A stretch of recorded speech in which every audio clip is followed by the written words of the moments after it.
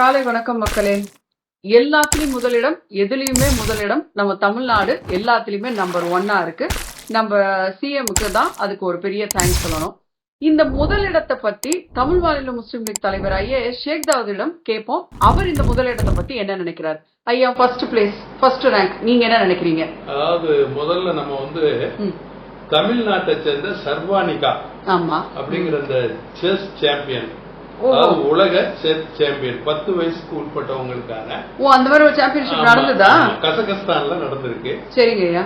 அதுல gold medalist, அதாவது gold வாங்கியிருக்காங்க. நம்ம தமிழ்நாடு சேர்ந்த புள்ள வாங்கியிருக்கு. ஆமா, அவங்களுக்கு என்னுடைய வாழ்த்துக்கள். தமிழ் மாநில முஸ்லிம் லீக் சார்பாக என்னுடைய வாழ்த்துக்களை தெரிவிச்சுக்கிறேன். அதுக்கு முன்னால அதுல என்ன அப்படின்னு கேட்டீங்கன்னா, நம்ம தமிழ்நாடு அரசு இதை எதுவுமே கண்டுக்கல இதுவரைக்கும். ஆமா, இல்ல நீங்க சொல்றது எனக்குமே ஃபர்ஸ்ட் டைம். நானுமே அந்த பிள்ளைக்கு வாழ்த்து சொல்லிக்கிறேன் டிஎம்எல் ஷேக் டீம் சார்பாக. எங்களுக்குமே இதுதான் ஃபர்ஸ்ட் டைம். நீங்க சொல்றது அந்த மாதிரி ஒரு சின்ன பிள்ளை போய் ஜெயிச்சிருக்கு தமிழ்நாட்டு பிள்ளைன்னு தெரியல எங்களுக்குமே. அப்ப இது நீங்க இதுக்கு முன்னால நீங்க தமிழக முதல்வர் பாத்தீங்கன்னா, ஒரு அந்த என்ன சொல்றது, மூணாம் அந்த மாற்றுத்திறனாளி ஒருத்தர் விளையாட்டுல ட்ரோஃபி வாங்கிட்டு வந்தாரு சொல்லிட்டு அவரை கூட்டிக் கொண்டு போய் அவருக்கு கோப்பை எல்லாம் கொடுத்தாங்க. முதலமைச்சர், துணை முதலமைச்சர் 2 பேருமே சேர்ந்து, விளையாட்டுத்துறை அமைச்சரும் முதலமைச்சர், துணை முதலமைச்சர். அதே மாதிரி ஒரு அன்பில் பொய்யாமொழி எஜுகேஷன் மினிஸ்டரும் அதுல இருந்தாரு. அவங்க எல்லாருமா சேர்ந்து அந்த கோப்பையை கொடுத்தாங்க. அவர் ஒருத்தர் வாங்கிட்டு போனாரு. கடைசியில பார்த்தா அது நம்ம வடிவேலு கதையில வந்த மாதிரி கடையில வாங்கின கோப்பையா இருந்திருக்கு. அவர் விளையாடவும் இல்ல, போகவும் இல்ல. அதனால ஏதோ ஒரு செட்டப் பண்ணி கூட்டியாந்து யாரு ஏற்பாடு பண்ணாங்கன்னு தெரியல. அதை நம்ம முதல்வரை என்ன ஏதுன்னு விசாரிக்காம துணை முதல்வரை வச்சு கொடுத்து அதை விட்டாங்க. அது பெரிய அளவுல வலைதளங்கள்ல ட்ரோல் ரொம்ப ஆச்சு. ஆனா இது உண்மையிலேயே 10 வயசுக்கு கீழ்பட்ட ஒரு சிறுமி இந்த சர்வானிகாங்கிறவங்க, அவங்க வெற்றி பெற்று வந்திருக்காங்க. தங்கம் வாங்கிட்டு வந்திருக்கிறாங்க கசகஸ்தான்ல இருந்து. அதுக்கு தமிழக அரசு ஒரு பாராட்டோ வரவேற்போ அது இதெல்லாம் செய்யல. மத்த முதலிடத்துல இருக்கோம் அப்படிங்கிறாங்க. அது ஊரே பாராட்டி இருக்கு. முதலிடத்துல இருக்கிறது ஊரே பாராட்டி இருக்கு. பிரபல மேகசின்ஸ் எல்லாம் அதுக்கு ஒரு இதுவே ஸ்டேட்மெண்ட்ஸே கொடுத்து அவார்ட் ஃபங்க்ஷன் மாதிரி எல்லாம் பண்ணிருக்காங்க. அது நீங்க இல்லன்னு சொல்ல முடியாது. இல்ல எப்படி முதலிடத்துல இருக்கு அப்படிங்கறத நம்ம பாக்கணும்ல. அதாவது நீங்க பாத்தீங்க அப்படின்னு சொன்னீங்கன்னா, இந்த குழந்தைகளுக்கான காஃப் சிரப்பு, அதாவது மருத்துவத்துல எடுத்துக்குவோம், பீடியாட்ரிக் காஃப் சிரப். ஆமா, இந்த மருத்துவத்துல நீங்க பாத்தீங்கன்னு சொன்னா, நம்ம மருத்துவத்துறையில முதலிடத்துல இருக்கோம் அப்படின்னு சொல்றோம்ல. ஆமா, கண்டிப்பா. அந்த பாத்தீங்கன்னா, இந்த குழந்தைகளுக்கான அந்த இருமல் மருந்து தயாரிக்கிற கம்பெனி காஞ்சிபுரத்துல, தமிழ்நாட்டுல. ஆமா, அந்த கம்பெனி தமிழகம் எங்கும் இல்லாம இந்தியா முழுவதும் விற்பனை பண்றாங்க. அப்ப யூபியில பாத்தீங்கன்னா ஒரு 4-5 குழந்தைகள் இறந்து போகுது. உடனே யூபி அரசாங்கம் இது தமிழ்நாட்டுல இருந்து தயாரிச்சு வர்ற மருந்தா இருக்கு, இந்த மருந்த என்னன்னு பாருங்க அப்படின்னு சொல்லிட்டு தமிழ்நாடு அரசுக்கு தகவல் கொடுக்குறாங்க. குழந்தைங்க 6 குழந்தைங்க இறந்த பிறகு தமிழ்நாடு அரசுக்கு அவங்க தெரிவிக்கிறாங்க, இது என்னன்னு பாருங்க, இந்த மருந்து பாருங்க அப்படின்ட்டு. எல்லாமே பார்த்து அந்த மருந்து சரியா இருக்கு, விக்கலான்னு இங்க இருந்தும் பதிலும் சொல்லிடுறாங்க. தமிழ்நாடு அரசு சார்பாக அந்த பதிலும் போயிடுது, மருந்துல எந்த பிரச்சனை இல்ல. அப்புறம் அங்க பாத்தீங்கன்னு சொன்னா தொடர்ந்து சிறு குழந்தைகள் அதிகமாக இறக்குது. மொத்தம் இதுவரைக்கும் 24 குழந்தைகள் இறந்திருக்கு. இன்னும் எத்தனை இறக்கும்ங்கிறது தெரியாது. ரொம்ப வருத்தக்குள்ள விஷயம் இது. அது முதல்ல அவங்க எல்லாருக்கும் நம்ம வருத்தத்தையும் மனசு ரொம்ப சிரமத்துக்குள்ளான எல்லாம் சின்ன பசங்க இல்லையா? இது உத்தரப்பிரதேசத்துல. ஆமா, உத்தரப்பிரதேசத்துல. அப்ப அந்த அரசு, உத்தரப்பிரதேச அரசு என்ன பண்ணுது அப்படின்னா, ஒரு ஸ்பெஷல் இன்வெஸ்டிகேஷன்ஸ் டீம் ரெடி பண்ணிட்டாங்க. ரெடி பண்ணி அதை விசாரிக்க சொல்றாங்க. அப்ப விசாரிச்சு அந்த டீம் தமிழ்நாட்டுக்கு சென்னைக்கு காஞ்சிபுரம் போய் அதனுடைய அந்த தயாரிப்பு கம்பெனி, அந்த மருந்து தயாரிக்கிற அந்த கம்பெனி மூடுறாங்க. அதுக்கப்புறம் அவரை கைது பண்ணி கூட்டிட்டு போயிடுறாங்க. அதுக்கப்புறம் தான் நம்மளுடைய மருத்துவத்துறை அதனுடைய அமைச்சர் மாண்புமிகு மா சுப்பிரமணியம் அவர்களும் உடனே 2 அதிகாரிகளை, அந்த ட்ரக் கண்ட்ரோலர்ஸ் சொல்லக்கூடிய அந்த மருந்தை கண்காணிக்கக்கூடியவங்களை 2 பேரை சஸ்பெண்ட் பண்ணிருக்கோம், அந்த கம்பெனியை மூட சொல்லிட்டு அதுக்கப்புறம் இவங்க தெரிவிக்கிறாங்க. அப்ப ஃபர்ஸ்ட் சொல்லும் போது ஒண்ணும் இல்லன்னு சொல்லிட்டு இப்போ அவங்க யூபில இருந்து டீம் அரெஸ்ட் பண்ண பிறகு இவங்க ரியாக்ட் பண்றாங்கன்றீங்களா? இதே மாதிரிதான் இந்த கிட்னி, அது நீங்க பாத்தீங்கன்னு சொன்னா சிபிஐ என்கொயரி வேணும்னு போயிருக்கு இப்ப. சிபிஐ என்கொயரி, இவங்க சிபிஐ என்கொயரி வேணாம் நாங்களே விசாரிச்சிருவோம்னு வாலண்டியரியா நம்ம தமிழ்நாடு அரசு அதை போய் கேக்குறாங்க. இவங்க தரப்பு பெட்டிஷன் ஃபைல் பண்ணிருக்காங்க, நாங்களே விசாரிச்சுக்கிறோம் அப்படின்னு. அது என்ன எதுக்கு அது மாதிரி செய்யறாங்க அப்படின்னு கேட்டா, உங்களுக்கு ஒரு இண்டிவிஜுவல் ப்ரூஃப் தெரிஞ்சாதான் நல்லது. ஏன்னா தமிழ்நாட்டு அரசில் நடந்திருக்கு. அதுல திமுக உடைய எம்எல்ஏ உடைய மருந்தகம் மருத்துவமனை அப்படிங்கறதெல்லாம் சொல்றாங்க. இல்ல தமிழ்நாடு போலீஸும் தான் அதை விசாரிச்சாங்க. அந்த மாதிரி பெருசா ஒன்னும் கிடையாது. இவங்க எல்லாரும் கடன் தொல்லையில அவங்க கிட்னியை வித்திருக்கதாக தான் சில நியூஸ்ல நான் கேள்விப்பட்டேன். அவங்களும் விசாரிச்சு அவங்க அறிக்கையை சொல்லதானே செஞ்சிருக்காங்க. ஏழை எளிய மக்களுடைய இதை அவங்க மிஸ் மேட்சா இருந்ததுக்கெல்லாம் மேட்ச் பண்ணி வேகமாக அதெல்லாம் வித்திருக்காங்க. அது 40 லட்சத்துல 1 கோடி வரைக்கும் இருக்கிறதால பேசப்படுது. அது சிபிஐ விசாரணைக்கு போனா என்ன, அதை ஏன் இவங்க தடுக்கிறவங்க அது வேணாம்னு நினைக்கிறாங்க தமிழ்நாடு அரசுங்கிறது கேள்விக்குறியா இருக்கு. அப்ப இதுல இருந்து என்ன அப்படின்னு கேட்டீங்கன்னா, எங்க நம்பர் 1 இருக்கு. அது மாத்திரமல்ல, மின்சாரம். மின்சார கட்டணம் நீங்க பாத்தீங்கன்னா அதிக அளவு இந்திய அளவுல அதிக அளவு மின்சார கட்டணம் உள்ள மாநிலம் தமிழ்நாடு. அதுல நம்பர் 1ங்கறீங்களா? அதுல நம்பர் 1 இருக்கும். சரி, இது எப்படி அப்படின்னு கேட்டீங்கன்னா, மத்திய அரசே 1,62,000 கோடி மின்சார பாக்கி மத்திய அரசுக்கே தமிழ்நாடு அரசு இருக்குன்ட்டு பாராளுமன்றத்துல அந்த இதை தெரிவிக்கப்பட்டிருக்கு, சொல்லிட்டாங்க. சரி, இதெல்லாம் பத்தாது அப்படின்னு சொல்லிட்டு இன்னும் தனியர்களுக்கு தனியத்துல இருந்து 32,000 மெகாவாட் என்னமோ வாங்க போறோம். அதுக்காக 80,000 கோடிக்கு. அப்ப 3 வருஷத்துக்கு முன்னாடி அனல் மின் நிலையம் எல்லாம் தான் சிஎம் திறந்து வச்சாரு. அதெல்லாம் திறந்து வச்சு உண்மையுமே அதெல்லாம் செயல்பாட்டுக்கே வரல. அது 10,000 கோடி. அந்த அனல் மின் நிலையத்துக்கு அந்த 10,000 கோடி அதெல்லாம் திறந்து வச்சாரு. எப்ப நம்ம அமைச்சர் முன்னாள் அமைச்சர் செந்தில் பாலாஜி அதுக்கு போட்டாரோ, அந்த துறை முழுக்க எல்லாமே ஊழல் படிந்த துறையா போயிடுச்சு. ஏகப்பட்ட பிரச்சனையில அது முடிஞ்சு போயிருக்கு. அதுல நீங்க பாத்தீங்க அப்படின்னு கேட்டீங்கன்னா, இந்த 80,000 கோடிக்கு திரும்ப இப்ப தனியார் பேசிட்டு இருக்காங்க. பிரைவேட் செக்டர்ல கரண்ட் வாங்குறதுக்கு வாங்கிட்டு இருக்காங்க. ஆல்ரெடி 9 லட்சம் கோடி கடன்ல இருக்கும் தமிழ்நாடு அரசு. ஆல்ரெடி 9 லட்சம் கோடி கடன்ல இருக்கு. டாரிஃபும் ஹெவியா இருக்கு. ஆமா, அதுல இப்ப தமிழ்நாடு அரசு மாத்திரமே 162 கோடி நஷ்டத்துல இருக்கு. அந்த மின்சாரத்துறை மாத்திரமே 162 கோடி நஷ்டத்துல இருக்கு. இப்படி இருக்கும்போது மேல மேல மேல மேல இவங்க அதாவது திட்டங்களை போட்டு கரப்ஷன் கமிஷன் கலெக்ஷன்லயே போய்கிட்டு இருந்தா ஒரு திட்டங்களும் முழுமையாக மக்களுக்காக நிறைவேற்றப்படல. ஒரு திட்டமும் மக்களுக்காக நிறைவேற்றப்பட்டதாக தெரியல. என்ன சொல்றதுன்னா, செயல்பாட்டுக்கு வந்திருந்தா மக்களுக்கு தெரியுமில்ல. கண்டிப்பா கண்டிப்பா. அப்ப இது செயல்பாட்டுக்கே வரலையே.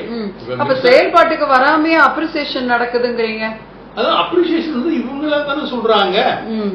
அப்ரிசியேஷன் சொல்றது யார் சொல்றா? இவங்களா தானே நம்பர் 1. இதுவும் மார்க்கெட்டிங்கிறீங்களா? எப்பவும் போல இதுவும் பொம்மை முதல்வர் மார்க்கெட்டிங் பண்ணிக்கிட்டு இருக்காரு. இன்னொன்னு சொல்றேன், இந்த தமிழகத்தினுடைய பண்பாடு தமிழர் பண்பாடு அதை பத்தி நாங்க விழா எடுக்கிறோம், அவங்களுக்கு அவார்டு கொடுக்கறோம், இவங்களுக்கு அவார்டு கொடுக்கறோம்னு சொல்லிட்டு இந்த சினிமா நடிகர் நடிகைகளை எல்லாம் கூப்பிட்டு அவங்களுக்கும் தமிழுக்கும் என்ன சம்பந்தம் இருக்கு, அவங்களுக்கு எல்லாம் அவார்டு கொடுக்கறாங்க. அதெல்லாம் என்ன அப்படின்னா, இது ஒரு மார்க்கெட்டிங் ஸ்ட்ராட்டஜி. அவங்க அப்படின்னு பாத்தீங்கன்னா, இப்ப ஸ்கூல் படிக்கிற பசங்களை எல்லாம் மெடிக்கல் படிக்க வைக்கிறேன், அப்ப அவரு யூஸ் பண்ணிட்டு இருந்த பேனாவை கூப்பிட்டு சிஎம் கொடுக்கறாரு. அப்ப இதெல்லாம் மார்க்கெட்டிங்னு சொல்லுவீங்களா? என்ன இருக்கு இப்ப நீங்க என்ன செஞ்சிருக்கீங்க? உங்க செயல்பாடு நீங்க மார்க்கெட்டிங் ஸ்ட்ராட்டஜியை தொடர்ந்து ஷூட்டிங் நடத்தி டெய்லி ஷூட்டிங் போய்கிட்டு இருக்கு. டெய்லி ஷூட் பண்ணி நீங்க மார்க்கெட்டிங் பண்ணிக்கிட்டே இருக்கீங்க. அப்ப உண்மையிலே மக்கள் இவங்களை விரும்பி அந்த இதுல போய் நிக்கல, பங்கன்ஸ் நிக்கலன்னு அப்ப சொல்ல வரீங்களா? அதுவுமே இவங்க ஆள் சேர்க்கிற மாதிரி ஷூட்டிங் பண்றாங்க. அப்ப மக்களோட ஒப்பீனியன் மக்களோட வாய்ஸ் இல்ல. அதெல்லாம் இல்லையே. இருந்திருந்தாதான் செயல்பாட்டுக்கு வந்திருந்தாதான் இந்த பேச்சுக்கே இடம் இல்லையே. நீங்க செயல்பாட்டுக்கு வந்தா மார்க்கெட்டிங் பண்ண வேண்டிய வேலை என்ன இருக்கு? அவசியம் இல்ல. அப்ப ஏன் மார்க்கெட்டிங் பண்ணிக்கிட்டே இருக்காங்க தொடர்ந்து? இவங்களை பத்தி இவங்களாகவே எல்லாமே சொல்லிக்கிட்டே இருக்காங்க. டெய்லி சொல்லிக்கிட்டே இருக்கிறாங்க.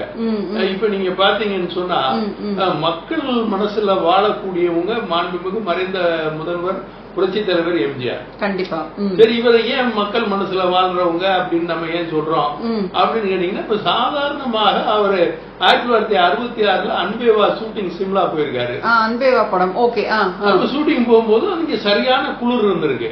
சரி. அப்ப உடனே பாக்குறாரு ஏழை எளிய மக்கள்லாம் ரொம்ப அந்த போர்வை கூட இல்லாம ரொம்ப கஷ்டப்படுறதா அதெல்லாம் பாக்குறாரு சிம்லால. ஆமா, சிம்லால ஆயிரக்கணக்கான போர்வைகளை வாங்கி அந்த மக்களுக்கு எல்லாம் இங்க கொடுக்குறாரு. நீங்க மனிதநேயம் உள்ளவரு, மக்கள் மனசுல வாழ்றவங்க, மக்களுக்காக இருக்கிறவங்க அப்படிங்கறத நீங்க அதை பாக்கணும். சரி, அது மாத்திரம் இல்ல. இப்ப அந்த காலகட்டத்துல பாத்தீங்கன்னா பாராமிலிட்டரி, மிலிட்டரிக்கு வந்து ஏதோ ஃபண்ட் கலெக்ஷன் பண்றாங்க அந்த மக்களுக்காக. அப்ப அதுல போய் அந்த ஃபங்க்ஷன்ல இவர் இதெல்லாம் பண்ணதுனால இவரை கூப்பிடுறாங்க. இவரும் போய் கலந்துக்கிறாரு ஆர்மிக்கு கலெக்ஷன்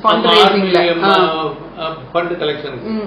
சரி அப்படின்னு சொல்லிட்டு அதுல கலந்துகிட்டவன அவர் கேட்கிறாரு, இது வரைக்கும் என்ன கலெக்ஷன் ஆயிருக்குன்னா ஒரு 80,000 70,000 கலெக்ஷன் ஆயிருக்கும் அப்படின்னு இவர் டக்குனு ஒரு 1 லட்சம் ரூபாய் எடுத்து கொடுக்குறாரு. இங்க நம்ம எம்ஜிஆர் ஐயா வந்து கொடுக்குறாரு. கொடுத்து கொடுத்து சிவந்த கரங்களுக்கு சொந்தக்காரர் மாண்புமிகு மறைந்த முதல்வர் புரட்சி தலைவர் எம்ஜிஆர் அவர் உடனே 1 லட்சம் ரூபாய் எடுத்து கொடுக்குறாரு. அன்னைக்கு அந்த 1 லட்சம் ரூபாய் கொடுத்தோம். 1 லட்சம் பெரிய காசு 66ல. 1966 கண்டிப்பா எவ்வளவு ப்ராப்பர்ட்டிஸ் வாங்கி இருப்பாங்க. கண்டிப்பா. அது வந்து பாத்தீங்கன்னா சிம்லா ஃபுல்லாவே இவர் ஹீரோ ஆயிடுறாரு அந்த ஒரே டேல. அந்த ஒரு நாளுக்குள்ள ஓவர் நைட் அந்த சிம்லா ஃபுல்லா வந்து ஹீரோ ஆயிடுறாரு.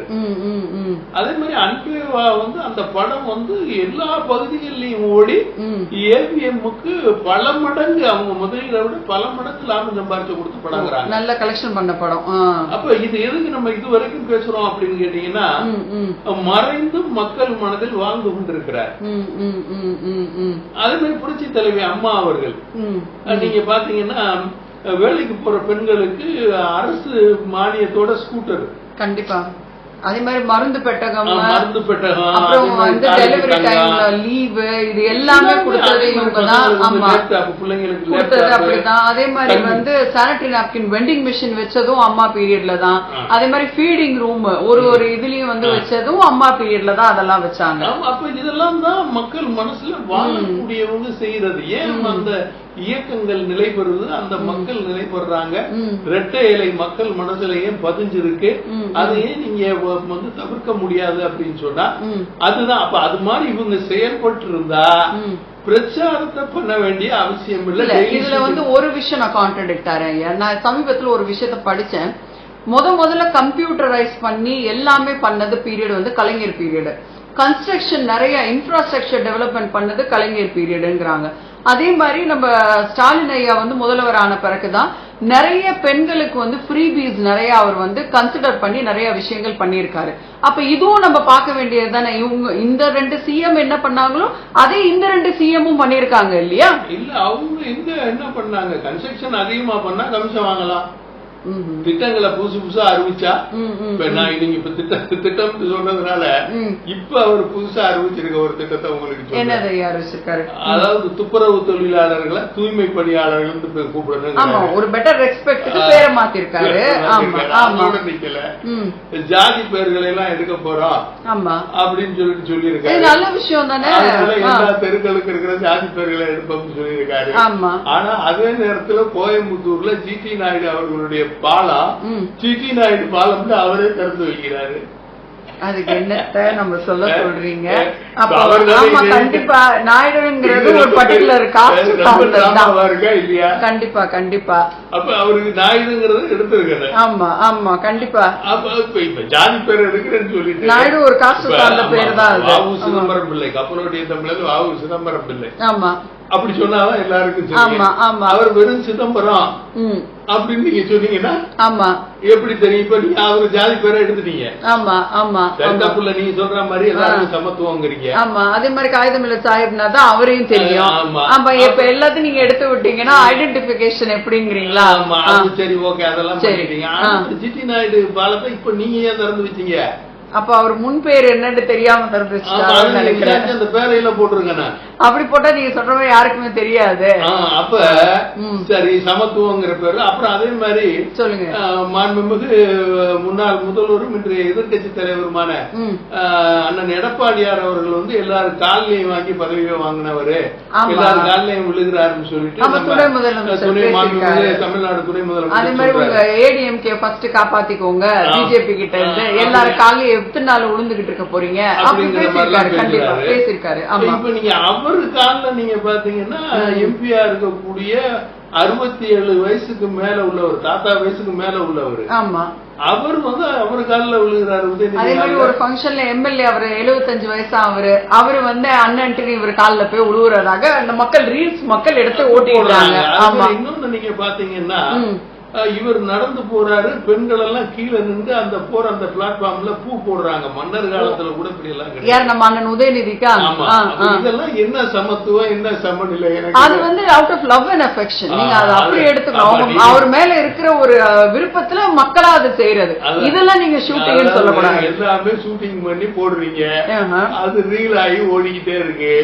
இன்னைக்கு முதல் மாதிரி எல்லாம் இப்ப கிடையாது. அதாவது முதல்ல நீங்க என்ன சொன்னாலும் சரி, அம்மா வரும்போதுதான் எல்லாருமே கும்பிட்டீங்க, எல்லாருமே தான் வந்து சில பேர் காலையும் விழுந்தாங்க. அப்ப அதையும் ஷூட்டிங் நீங்க சொல்லிப்பீங்களா? அவங்க மேல உள்ள தனிப்பட்ட மரியாதை, நீங்க தனிப்பட்ட முறையில அவங்களுக்குள்ள அவங்கள பாக்குறதுன்னா அவங்கள வந்து தெய்வமாக நினைச்சவங்க எல்லாம் நிறைய பேர் இருக்காங்க. கண்டிப்பா எம்ஜிஆர் எல்லாம் ஒண்ணு தெய்வமா நினைச்சிட்டு நிறைய பேர் நானும் பாக்குறேன். ஆட்டோ ரிக்ஷால எல்லாம் பின்னாடி ஒட்டி வச்சிருப்பாங்க. எனக்கு தெரிஞ்சு மாண்புமிகு புரட்சித் தலைவி அம்மா அவர்களை தெய்வமாக நினைச்சவங்க எல்லாம் இருக்காங்க. என்ன காரணம்னு சொன்னா அவங்க போற வழியில நிக்கிறவங்களை பாத்துட்டாங்கன்னா 2 நாள் 3 நாள் தொடர்ந்து நின்றா கூப்பிட்டு அவங்கள என்னன்னு விசாரிச்சு அவங்க நிலையை தீர்த்து வச்சிருவாங்க.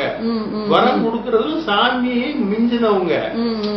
நீங்க அதை கவனிச்சு பாத்தீங்கன்னா உங்களுக்கு அதுல தெரியும்.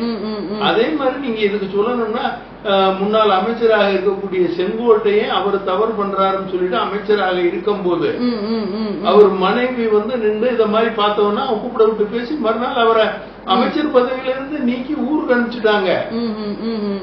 நீங்க அவங்கள வந்து நீங்க சாதாரணமாக மத்தவங்களோட ஒப்பிட்டு பேச முடியாது. எல்லா விஷயத்தையும் கவனத்துக்கு கரெக்டா வச்சிருப்பாங்க. அது மாதிரி நம்ம முதல்வர் வந்து ஏன் அப்படி இல்லைங்கிறதான செயல்பாட்டுல நம்ம முதல்வர் அப்படியே நம்ம முதல்வர் ரொம்ப எளிமையா வாக்கிங் போகும்போது மக்களோட பேசுறாரு, ஃப்ரீயா டீ கடையில டீ குடிக்கிறாரு, ஜூஸ் வாங்கி குடிக்கிறாரு. அம்மா நெவர் டிட் தட்ல. அந்த மாதிரி அவங்கள என்னைக்கு நீங்க பார்க்க முடியாது. இவர் வந்து ஷூட்டிங் முதலமைச்சர், இவர் நம்ம முதல்வர் தான், நல்ல ஷூட்டிங் முதலமைச்சர். டெய்லி புறப்பகண்டாவுக்காக அதை செய்யறாரு. நடிப்பு ரொம்ப ஆர்வம் இருக்குங்களா? ஆர்வம் இருக்கு. அவர் பண்ணிட்டு இருக்காரு. அவர் முதல்ல நடிச்சவர் தான், டிராமாவில சினிமாவில நடிச்சவர் தான். அதனால அதுல எல்லாம் ஒண்ணும் தப்பு இல்ல. ஆனா மக்கள் சேவைன்னு வரும்போது இவ்வளவு காலம் மக்களோட மக்கள் சேவையில இருக்காரு. முன்னாள் மேயரா இருந்திருக்காரு. தொடர்ந்து பதவியில் இல்ல மக்கள் சேவைன்னு நீங்க சொன்னும் போது அப்படித்தானே. இப்ப நம்ம நடிகர் விஜய் அவரோட கட்சி இதுல நடந்ததுக்கும் இம்மிடியட்டா இறங்கி போய் எந்த முதல்வரும் அவ்வளவு சீக்கிரம் ரீச் பண்ணி எந்த முதல்வரும் அவ்வளவு எடுக்காத ஸ்டெப் எல்லாம் அவர் போய் எடுத்தாரா இல்லையா? துணை முதல்வரும் கூட சேர்ந்து ஐயா செந்தில் பாலாஜி அவர்களும் கூட சேர்ந்து எல்லாருமே போனாங்களா இல்லையா?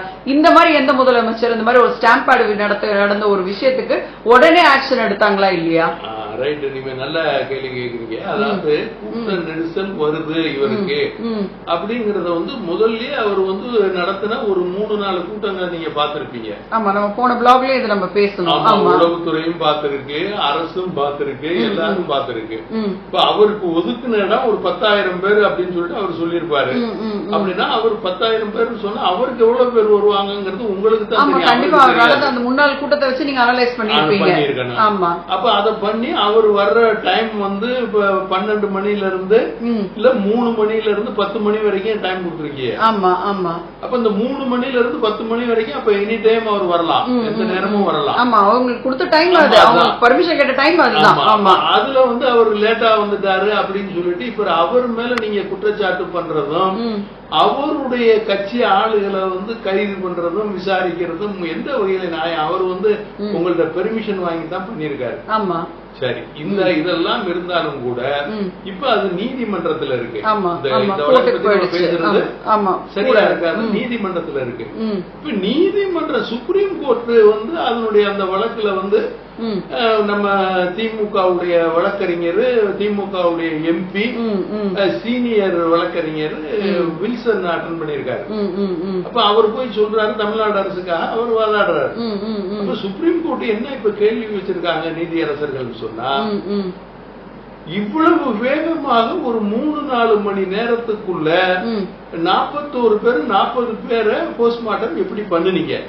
இறந்து போனவங்கள எப்படி அவ்வளவு டேபிள்ஸ் அங்க இருந்தது பேச அவங்கள போட்டு பண்றது? கவர்மெண்ட் ஹாஸ்பிட்டல்ல தான் பண்ணலாம். டாக்டர்கள் இருந்தாங்க, எப்படி இப்படி முடிஞ்சது? எவ்வளவு குவிக்கா ரியாக்ட் பண்ணிட்டீங்க? தமிழ்நாடு முதலமைச்சர் நீங்க சொன்ன மாதிரி வில்சன் அவர்கள் சொல்றாரு, கரெக்டா நைட்டே வந்துட்டாங்க.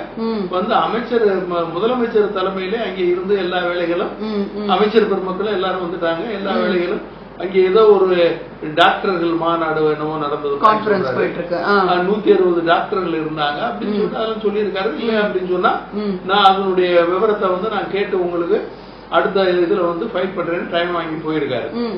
அப்ப இப்படி எல்லாமே அதுக்குள்ள பிரச்சனைகள் இருக்கு. நீங்க குடுக்குற டைம், அவங்க நடத்துற டைம், இது எல்லாமே வந்து பிரச்சனையா இருக்கு. அப்ப இத பார்க்க வேண்டியது யாரு? தமிழ்நாடு முதலமைச்சர். கண்டிப்பா உடனே போனாரு. இப்ப நம்ம கூட முன்னால கூட பேசியிருக்கோம், கள்ளக்குறிச்சியில 63 பேர் விசச்சாராயத்தை குடிச்சு இறந்திருக்காங்க. அதுக்கு முதல்வர் உடனடியாக போகல. அதே மாதிரி இப்ப 22 பேர் ஊப்பியில இறந்து போயிருக்காங்க, குழந்தைங்க சின்ன பிள்ளை. அது உடனடியா முதல்வரோ அந்த துறையோ கவனம் செலுத்தல. அவங்க அங்க இருந்து 4 பேர் இறந்ததோட சொல்லியிருக்காங்க. அப்ப உடனே அது என்ன ஏதுன்னு கவனம் செலுத்தல. மீடியா அட்டென்ஷன் கூட இல்ல. எந்த மீடியா தமிழ்நாட்டுல எந்த மீடியாவிலயும் அது பேசப்படல. அதே மாதிரிதான் இந்த சின்ன பிள்ளை சர்வானிகாவா கோல்டு மெடல் வாங்குறது எந்த மீடியா அட்டென்ஷனும் இல்ல. அப்ப இது இப்ப இங்க உங்களுக்கு தெரியுதா முழுக்க எவ்வளவு நம்ம பின்னோக்கி இருக்கிறோம். அதே மாதிரி இப்படி எல்லா விஷயங்கள்லயும் நம்ம வந்து பின்னோக்கி இருக்கோங்கிறத நீங்க முழுமையாக தெரிஞ்சுக்கிற முடியுது. நம்மளே வந்து நம்பர் 1, அதாவது கல்வியில நம்பர் 1. கல்வியில கண்டிப்பா நம்பர் 1 தானே. அசம்பிளிலேயே வந்து எஜுகேஷன் மினிஸ்டர் மகேஷ் ஐயா வந்து சொல்றாரு இல்லையா, யூபிஎஸ்சி எக்ஸாம்ல தமிழ்நாட்டு மாணவர் ஒருத்தர் வந்து முதலிடம் வாங்கியிருக்காரு. அவர் மீட்டிங் போன இடத்துல அவங்க அப்பா வந்து ஒரு அப்ரிசியேஷன் நோட் எழுதி இவர்கிட்ட கொடுத்து அதை அவர் சிஎம் கொண்டாந்து கொடுத்திருக்காரு. ஆமா, இப்படி நீங்க எழுதி கொடுத்தாரு, அவர் எழுதி கொடுத்தாரு, இவர் எழுதி கொடுத்தாரு, எழுதி கொடுத்ததை வாய்ச்சி வசனம் பேச வேண்டியதுதான். அதாவது நான் என்ன சொல்றேன் அப்படின்னு கேட்டீங்கன்னா, இப்ப மெட்ராஸ் யூனிவர்சிட்டியில நேத்து ஹிந்து நாளிதழ்ல வந்திருக்கு. இந்து பேப்பர்ல போட்டிருக்காங்களா? மெட்ராஸ் யூனிவர்சிட்டியில நீங்க பாத்தீங்கன்னா 5.5 லட்சம் பேருக்கு ப்ரொவிஷனல் சர்டிபிகேட். இந்த டிகிரி வாங்கி அந்த நடப்பட்ட கால டைம்ல ப்ரொவின்ஷியல் சர்டிபிகேட் கொடுப்பாங்க. அதே கொடுக்க முடியல. கேட்டா ஸ்டேஷனரி வாங்குறதுக்கு பிரிண்ட் பண்றதுக்கு எங்கள்கிட்ட பணம் இல்ல. இது மெட்ராஸ் யூனிவர்சிட்டிலயா? ஆமா, யூனிவர்சிட்டியில ஃபண்ட் இல்ல அப்படின்னு சொல்லிட்டு இப்ப இடப்பட்ட காலத்துல ஒரு 17.5 கோடி என்னமோ ரிலீஸ் பண்ணாங்க தமிழ்நாடு கவர்மெண்ட். அதுல ஏதோ நாங்க பண்ணிக்கிட்டு இருக்கோம், கொடுக்கலாம்னு பாக்குறோம். ரொம்ப தட்டுப்பாடா இருக்கு. அவங்களுக்கு கீழே 180 காலேஜ் அஃபிலியேட்டட். ஆமா, எல்லா ஆர்ட்ஸ் காலேஜும் மெட்ராஸ் யூனிவர்சிட்டி கீழ தானே வரும். இதெல்லாம் வந்து நம்பர் 1 இருக்கீங்கன்னா எப்படி நம்பர் 1 இருக்கீங்க? கொஞ்சம் சென்ட்ரல் கவர்மெண்ட்டும் இருக்கு இல்லையா, அவங்க கொடுக்க வேண்டிய காசை ஃபண்ட்ஸ் ரிலீஸ் பண்ணாதனால தானே எங்கனால கொடுக்க முடியலன்னு வட்டம் சொல்றாங்க. அதே மாதிரி ரெஜிஸ்டாரும் போடல இல்லையா இன்னும். அப்ப அதனால கூட இருக்கலாம் இல்லையா. இப்ப எப்படி மத்த யூனிவர்சிட்டிஸ் மாதிரி இங்கேயும் அந்த பிரச்சனை சென்ட்ரல் கவர்மெண்ட் ஒரு பார்ட் பிளே பண்ணிருக்கலாம் இல்லையா இதுல? கண்டிப்பா கிடையாது. ஏன்னா அது மாதிரி வந்து நம்ம இந்து நாளிதழ்ல அது சொல்லப்படல. அதாவது வந்து தமிழ்நாடு அரசு ஒதுக்க வேண்டிய ஃபண்ட் அதுக்கு ஒதுக்கல. அதுக்கு என்ன காரணம் அப்படின்னு கேட்டீங்கன்னா, ஏதோ அதுல வந்து கணக்கு பார்த்ததுல ஏதோ தவறு நடந்திருக்கிறதா தெரியுது, அதனால நிப்பாட்டி வைங்க அப்படின்னு சொல்லிட்டு நிப்பாட்டி வச்சிருக்காங்கிற மாதிரி தான் சொல்றாங்க. அதனால வந்து அதுக்கு இதுக்கு சென்ட்ரல் கவர்மெண்ட்டுக்கு எது எடுத்தாலும் நீங்க சென்ட்ரல் கவர்மெண்ட்டை கொண்டு போய் முடிச்சு போடாதீங்க. அந்த மாதிரி நீங்க அது இல்ல. அதே மாதிரி நம்ம வந்து ஹையர் எஜுகேஷன்ல நீங்க பாத்தீங்கன்னா படிக்கிற பிள்ளைங்க எல்லாருமே நீங்க வந்து நம்ம நம்பர் 1 இருக்கோம், எல்லாத்திலயும் நம்பர் 1 இருக்கோங்கிறீங்க. ஆமா, கண்டிப்பா. உங்களுடைய ஸ்டாட்டிஸ்டிக்ஸ், அதாவது புள்ளி விவரங்களே ஹையர் எஜுகேஷன்ல பார்த்தா, எஜுகேஷன் ஸ்ட்ராட்டஜில நீங்க பாத்தீங்க அப்படின்னு சொன்னா, தமிழ்நாட்டுல நீங்க அப்படின்னு சொன்னா அவங்களுடைய இந்த ஹையர் எஜுகேஷன் டிபார்ட்மெண்ட்ல உள்ள புள்ளி விவரத்திலேயே எவ்வளவு பிள்ளைங்க படிக்கிறாங்களோ அதுல 45% 49% தான் ஹையர் ஸ்டடிக்கே போறாங்க. பாக்கி பேர் டிராப் அவுட் மாதிரி அதே ஆகுது. மாதிரி டிராப் அவுட் மாதிரி ஆயிடுறாங்க மிச்ச பேர்லாம்.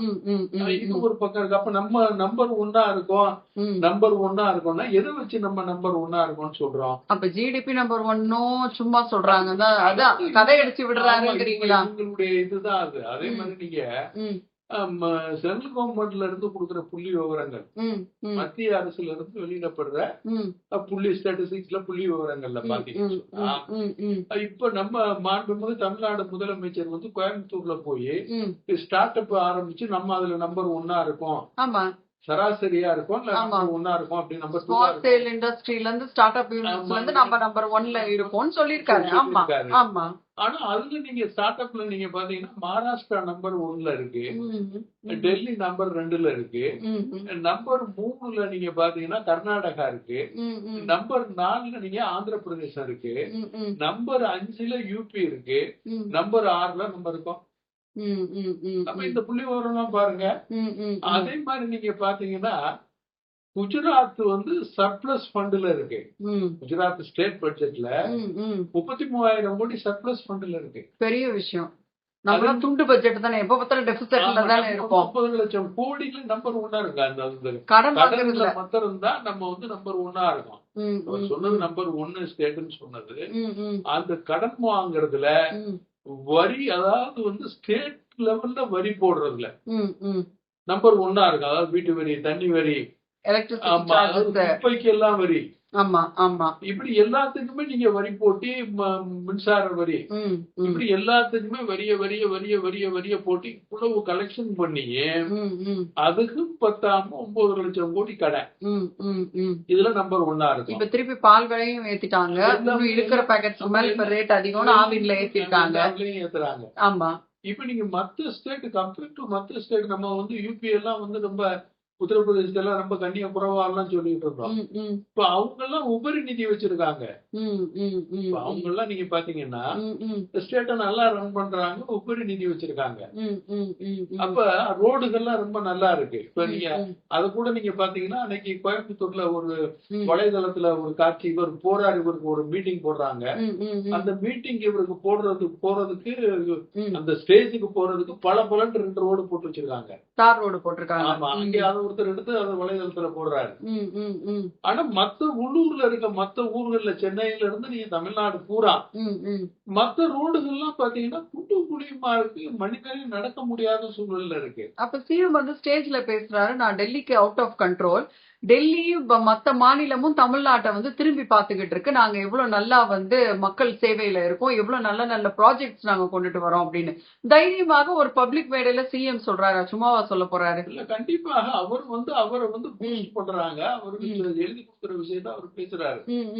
எழுதி கொடுக்குற விஷயத்த அவர் மேல தப்பு இல்ல, அவர் எழுதி கொடுக்குற விஷயத்த அவர் பேசுறாரு. அவர் நேரடியாக பார்த்திருந்தா, நேரடியாக உணர்ந்திருந்தா, அவர் போற சாலைகள்லாம் சுத்தமா இருக்கு. அதுக்குதான் இந்த உதாரணத்துக்கு இந்த 2 ரோடு அவர் எங்க கூட்டிட்டு போறாங்களோ அது நீங்க, அதனாலதானே மதுரையில அவர் போகும்போது சேலையை கட்டி மறைச்சிட்டாங்களா இல்லையா? மதுரையில அவர் போகும்போது சேலையை கட்டி மறைச்சாங்களா இல்லையா? ஏன் மறைச்சாங்க?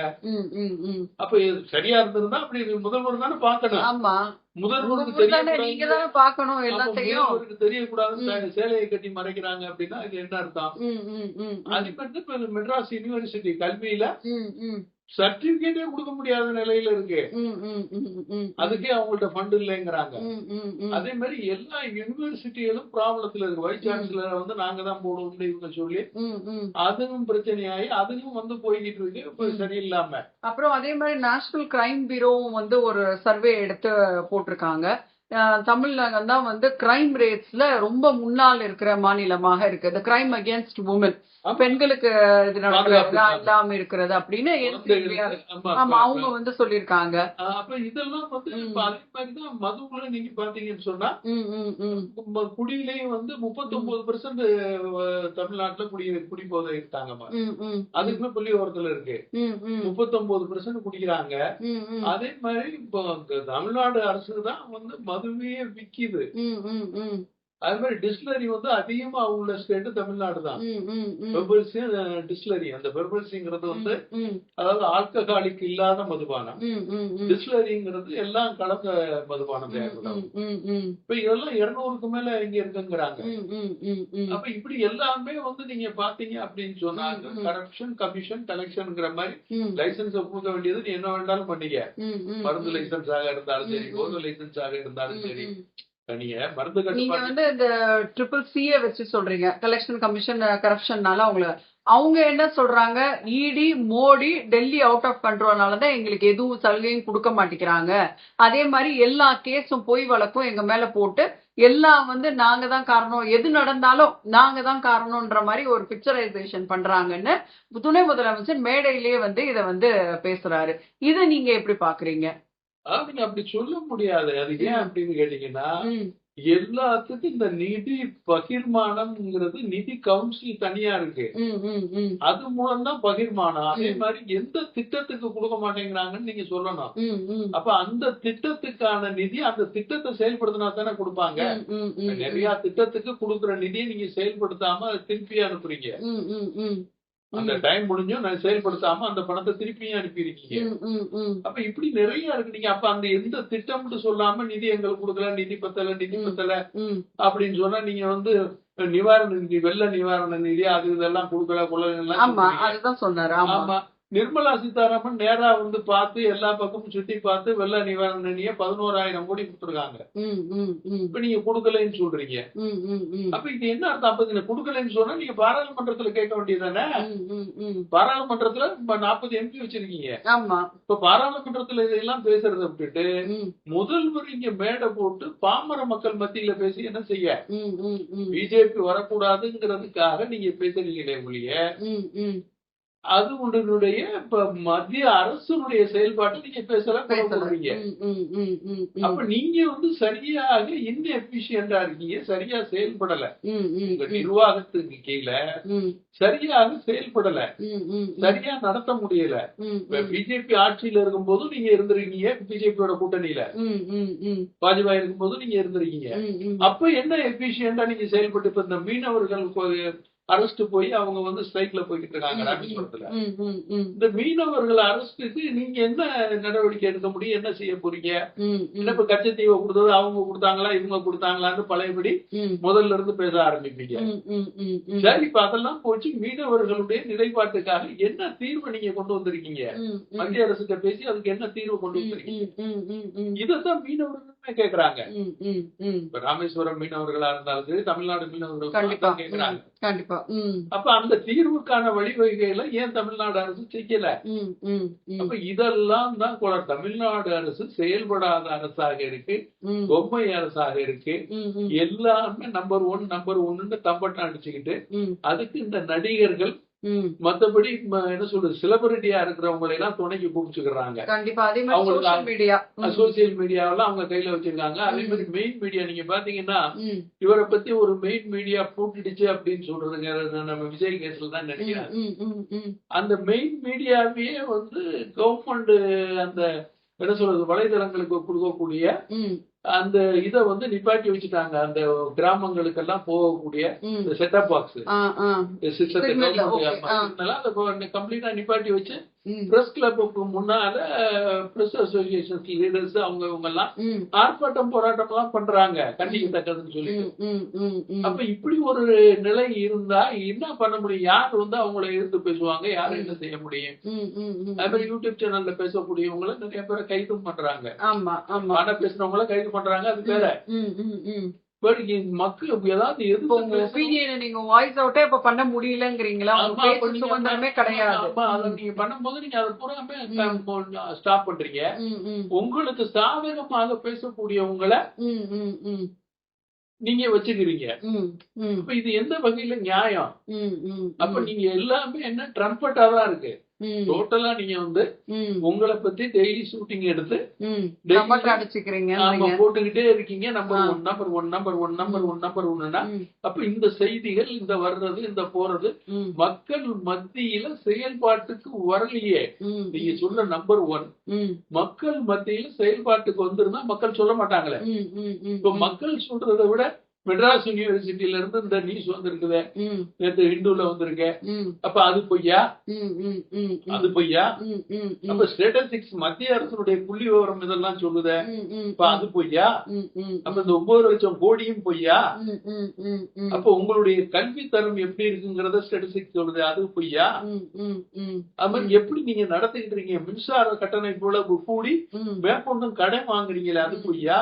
ம், ம், ம், எந்த 10,000 கோடிக்கு ஆரம்பிச்சு வச்சு அது இன்னும் செயல்பாட்டுக்கு வரல ம், ம், ம், எண்ணூர்ல. ம், ம், ம். அப்ப இதெல்லாம் எப்படி நடந்துகிட்டு இருக்கு? இதையெல்லாம் யாரு கேக்குறது, யாரு பாக்குறது? ம். அப்ப இது தமிழ்நாடு போடுற அனைத்து ஸ்கீமும் அப்ப எங்க போறது? எல்லாம் வெறும் எல்லாமே காகிதமா இருக்குங்கிறீங்களா? கம்ப்ளீட் இவங்க அறிவிக்கிறதோட சரி, தெரிவிக்கிறதோட சரி, ம், அதை கான்ட்ராக்ட்ல எடுக்கிறவங்க அவங்க எல்லாரும் பிரிச்சுக்கிட்டு போயிடுறாங்க. ம். மக்களுக்கு போய் சேரல. சேரல. இப்ப வல்வோ பஸ் விடுவேன் வேற சொல்றாங்க. ம், ம். தமிழுக்கு குரல் கொடுப்போம், ஓல்வோ பஸ். ஆமா. 20 வல்வோ பஸ் விடுவோம்னு சொல்லிட்டு சொல்லியிருக்காரு. ம், ம், ஏன்னா தனியார்களுக்கு இணையாக நாங்க ம், அந்த தமிழ்நாடு டிரான்ஸ்போர்ட் கார்பரேஷனா ம், ம், வல்வோ பஸ் விட போகுதுன்னு 20 பஸ் வாங்க போறேங்கிறாங்க. ம். நேத்து போன ரீல நீங்க சொன்ன பிறகுதான் நேத்து நான் பாக்குறேன், அது இந்துஜா குரூப்னு இருக்கு பஸ்ல கொட்டையலத்துல. ஆமா. ஆமா. இப்படி எல்லாம் நிறைய இவங்க அதை சொல்லிக்கிட்டே இருக்காங்க. திட்டங்களை தனியாருக்கு கொடுக்குறாங்க. ம், ம், தப்பு இல்ல, தனியாருக்கு கொடுக்கறது ம், தப்பு இல்ல. ம், ம். அதன் மூலமாக வருமானம் நீங்க கடன் வராம மக்கள்கிட்ட வரியை குறைச்சு கண்டிப்பா நல்ல செயல்பாட்டை கொண்டு வந்திருக்கணும். கண்டிப்பா. ஆமா, இப்ப ஆமா. அது இல்லைங்கும் போது தனியாருக்கும் கொடுத்தும் பிரயோஜனம் இல்லாம இருக்கே. நிறைய மக்கள் இப்ப என்ன சொல்றாங்கன்னா, இலவசம் வேணா விலைவாசிய குறைங்கிறாங்க. ஆமா. இலவசமே எங்களுக்கு வேண்டாம், இந்த ஃப்ரீ பஸ் எல்லாம் நாங்க கேட்கவே இல்லை, எதுக்கு குடுக்குறீங்க? அரிசி விலையை குறைங்க, பால் விலையை குறைங்க, கேஸ் விலையை குறைங்க, இப்படி குறைங்க, இத பண்ணுங்க, இந்த ஃப்ரீ பீஸே வேணாம்னு நிறைய மக்கள் இப்ப ஒப்பீனியன் சொல்றாங்க. அப்ப அதையே நீங்க செய்யவே மாட்டேங்கிறீங்க. அதே மாதிரி ம். நாங்க வந்தா இதை செய்வோம் அதை செய்வோம்னு சொன்னீங்கல்ல, ஆமா, 4.5 வருஷம் ஆகுதுல, ஆமா. ஏன் செய்யல? நீங்க கொடுத்த வாக்குறுதியில் எதையுமே நிறைவேற்றல. ம், ம், ம், விவசாய கடன் தள்ளுபடி, கல்வி கடன் தள்ளுபடி, ம். அதே மாதிரி நீட்டுக்கு கையெழுத்து போடுறது, ஆமா, இப்படி சொல்லிக்கிட்டே போகலாம். நகை கடன் தள்ளுபடி, ஆமா. இப்படி சொல்லிட்டே போகலாம் கண்டிப்பா, நிறைய. கண்டிப்பா. ம். பால் விலையை ஏத்த மாட்டோம். அதே மாதிரி பூரண மது ஒழிப்பு. கேஸ் விலையை கம்மி பண்ணுவோம், ஆமா. பெட்ரோல் விலையை கம்மி கம்மி பண்ணுவோம். பண்ணுவோம். அடுத்த காந்தி ஜெயந்திக்கு மது ஒழிப்புல இருக்காது அப்படின்னு ஆமா. சொல்லிட்டு நம்ம இப்ப தமிழ்நாடு கலெக்ஷன்ல ஃபர்ஸ்ட்ல இருக்கும். ஆமா தமிழ்நாடு முதலமைச்சரே பேசியிருக்காரு. ஆமா, ஆமா. வலைதளங்கள்ல நம்ம பாக்குறோம். ஆமா, நீங்க பேசினா மாதிரி மறந்து போற விஷயம் இல்ல. இல்ல. ஆமா, திரும்ப திரும்ப காணொலிகளாக வலைதளங்கள்ல திரும்ப திரும்ப வந்துகிட்டு இருக்கு. ஆமா. அப்ப இவங்க எல்லாமே ஸ்கிரிப்டடுங்கிறீங்களா? எல்லாமே ஸ்கிரிப்டட் அந்தந்த நேரத்துக்கு தகுந்த மாதிரி பேசி நடிச்சு சினிமா மாதிரி போயிட்டு இருக்கு. ம், ம், ம், ம். ரியலாக செயல்பாட்டுல உண்மையாக செயல்பாட்டுல இது இல்ல. ம், ம், அதுதான் மாண்புமிகு முன்னாள் முதலமைச்சர் ம், இந்நாள் எதிர்க்கட்சி தலைவருமான அதிமுக பொதுச் செயலாளர் ம், எடப்பாடி பழனிசாமி அவர்கள் எல்லா மேடைகள்லயும் பேசுறாங்க. ம், ம், எல்லா மேடைகள்லயும் எல்லா கூட்டங்கள்லயும் இதை பேசுறாங்க. ம், ம், ம், இப்ப அவங்க இருக்க போதெல்லாம் இவ்வளவு இல்லையே. ம், ம், அதாவது மின்சார விலை அதிகம் இல்ல, ம், பால் விலை அதிகம் இல்ல, ம், ம், வீட்டு வரி அதிகப்படுத்தப்படல, ம், ம். இப்படி நிறைய விஷயங்கள் நீங்க பாக்கலாம். ஆமா, சொல்லிட்டு போகலாம். ஆமா. நீங்க சொல்றத காட்டலாம். ம், ம், அவர் செஞ்ச நன்மைகளை நீங்க பாருங்க. கண்டிப்பா, கண்டிப்பா. அப்ப இதெல்லாம் திருப்பி வரணும் மக்களுக்கு சரியா. அவர் இருக்கும்போது 4 லட்சம் கோடி தான் கடன். ம், ம், அவர் இருக்கும்போது கடன் எவ்வளவு? ம், ம், ம், ம். 4 லட்சம் கோடி. ம், ம், ம். அப்ப நீங்க இப்ப இவ்வளவு நடந்திருக்கு. அப்ப இதுக்கெல்லாம் யார் பொறுப்பு? ம், ம், மாண்புமிகு ம். தமிழ்நாடு முதலமைச்சர் முத்துவேல் கருணாநிதி மு.க. ஸ்டாலின் தானே பொறுப்பு. கண்டிப்பா ஐயா தான் பொறுப்பு. ஆமா, அதுதானே சொல்றாரு. இல்ல ஆமா, ஆமா. இப்ப அதனாலதானே அவரை பார்த்து நம்ம இதெல்லாம் கேட்க வேண்டியது, பேச வேண்டியது இருக்கு. ம், ம், அதனால நம்பர் 1 ம், நீங்க கடன் வாங்குறதுல செயல்படாம இருக்கிறதுல மக்களுக்கு திரும்ப திரும்ப ம், சொன்னதையே ம். சொல்லி கொண்டிருக்கிறதுல நம்பர் 1 இருக்கீங்கிறது தான் எங்களுடைய கருத்து. நன்றி.